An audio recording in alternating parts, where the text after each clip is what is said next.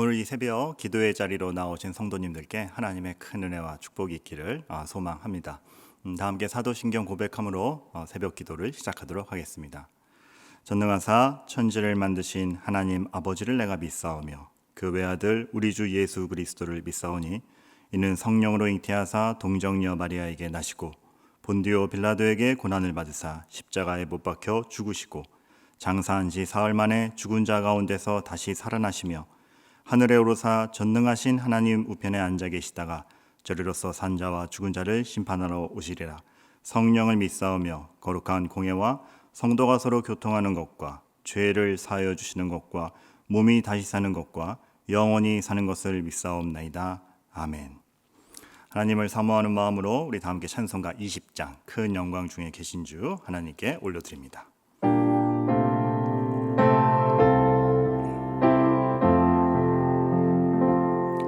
큰 영광 중에 계신 주 나 찬송합니다. 영원히 계신 주 이름 나 찬송합니다. 한없이 크신 능력에 나 찬송합니다.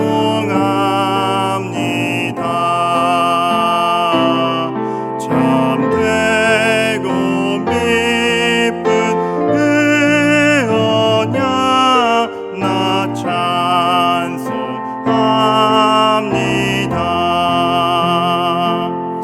온 천지 창조하시던 그 말씀 힘있어 영원히 변치 않는 주 나 믿사옵니다. 그 온유하신 춤성 날 불러주시고 그 품에 품어주시니 나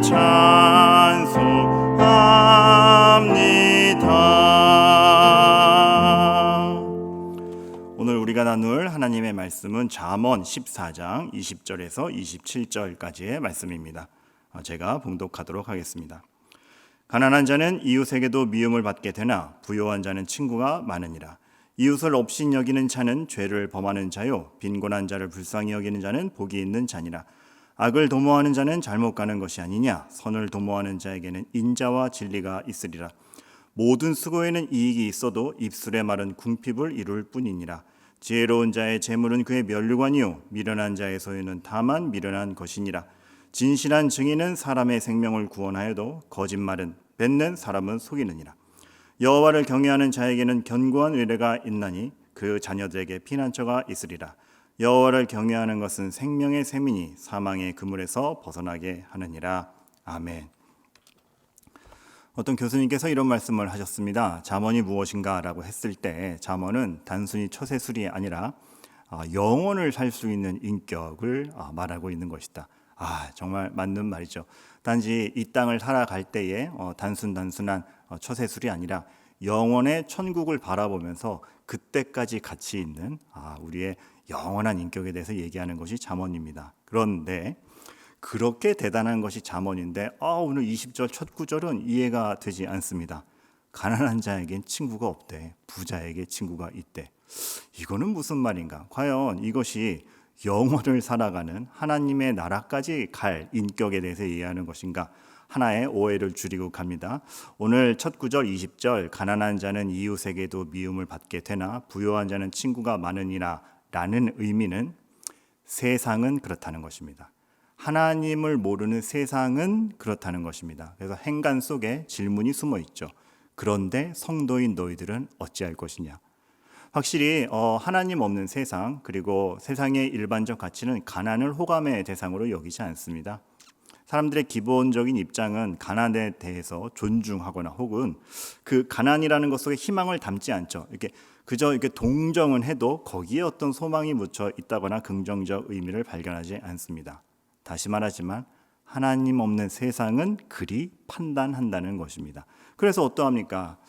어떤 누군가의 가난은 무시의 요소요, 기피의 요소요, 또 자기 자신이 그렇다면 본능적으로 부끄러움의 요소로서 가난이 자리 잡습니다. 그리고 어울릴 만한 대상으로 껴주지를 않죠. 그러나 우리는 다릅니다. 하나님 안에서의 가난이라는 것은 그 상대방을 낮추어 보는 요소가 절대 아닙니다. 오히려 우리는 이렇게 생각해야 됩니다. 가난이 있건 없건 그는 여전히 하나님의 형상이거늘 요 가난만 좀 치워지면 더 얘가 하나님의 형상으로서 빛날 텐데 저 아이를 위해서 내가 뭐를 할 수 있을까? 우리의 인식은 다르죠. 세상은 가난을 보고 기피나 부끄러움의 대상으로 여길지 모르지만 우리는 어떻습니까? 가난을 보는 순간 저 하나님의 형상을 가로막고 있는 가난을 치워줘서 어떻게 저 사람을 더 빛나게 할까? 가난을, 부요함을 보는 것이 아니라 그 뒤에 있는 하나님의 형상으로서의 이웃을 보는 것입니다. 오늘 잠언은 그래서 묻는 것입니다. 우리가 과연 그러한 하나님의 시선을 가진 존재들인가? 성도로서. 오늘 본문은 그걸 묻고선 시작하는 것입니다. 그러하기에 20절 이후 22절부터 논의는 이렇게 가는 것이죠. 그렇기 때문에 이웃을 없이 여기는 것은 범죄다. 빈곤한 자를 애정의 눈으로 불쌍히 여기는 자가 복이 있는 자다. 하나님의 시선을 회복하라는 것입니다. 믿음을 가진 눈으로 상황을 바라본다면 그것이 어떤 상황에 있건 가난이든 부유하든 하나님의 형상인 이웃을 우리가 바라보는 것입니다. 그러기에 멋대로 없인 여길 수 없는 것이죠. 만약에 어떤 환경적 요소로 이웃을 무시한다? 그건 여전히 하나님의 형상으로서 존재하는 그를 무시하는 것이기에 하나님을 비우는 것이고 하나님께서는 그 모든 환경을 넘어서서 그 사람을 지켜가실 거인데 우리가 만약에 환경적 요소를 두고 그를 낮추어 본다? 하나님의 역사까지 무시하는 그러한 불신의 태도가 되는 것입니다. 반대로 빈곤한 자를 불쌍히 여기는 눈, 그것을 자비의 눈으로 바라보고 하나님의 시선으로 바라볼 수 있다? 그 자체가 좀 착하다, 동정심이 많네 정도가 아니라 하나님을 인정하는 사람에게서 나올 수 있는 시선과 태도라는 것을 오늘 이 본문이 얘기해주고 있는 것입니다.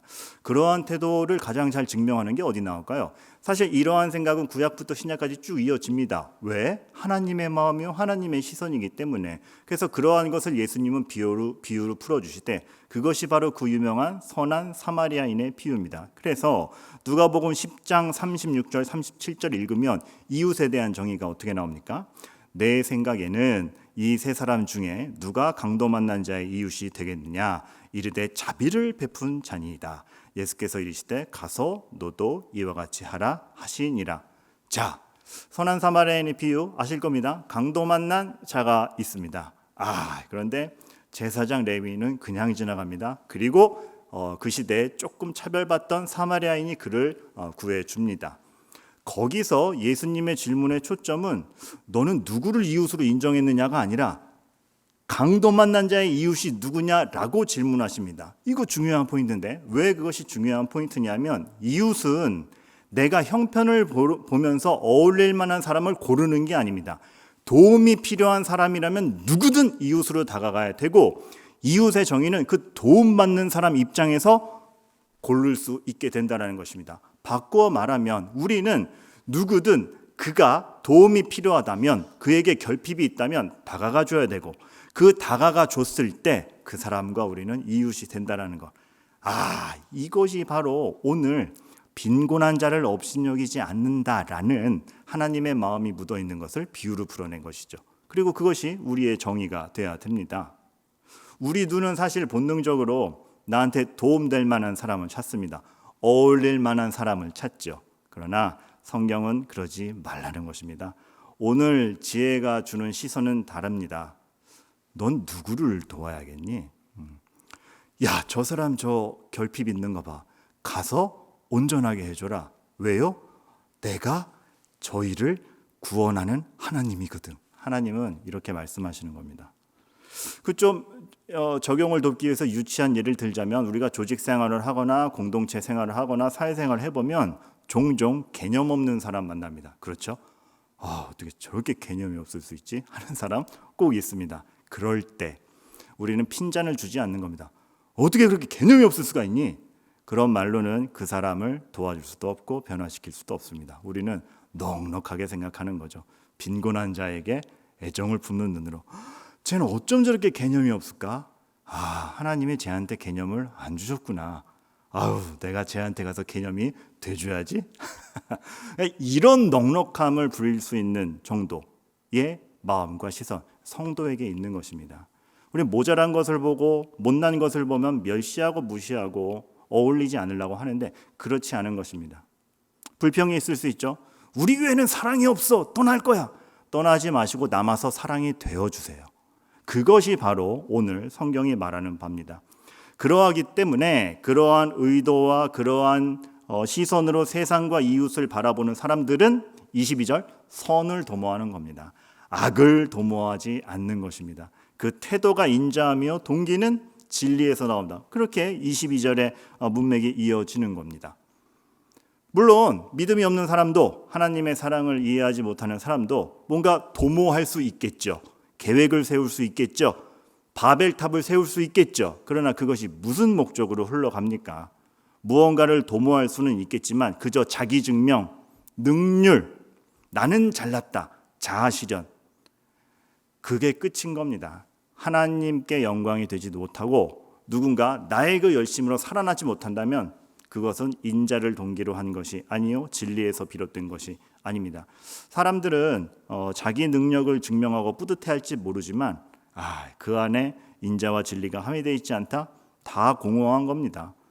창세기 11장 4절에 그래서 바벨탑을 이렇게 얘기하지 않습니까? 바벨탑을 세운 동기, 자 성읍과 탑을 건설하여 그 탑 꼭대기를 하늘에 닿게 하여 우리 이름을 내고 온 지면에 흩어짐을 면하자.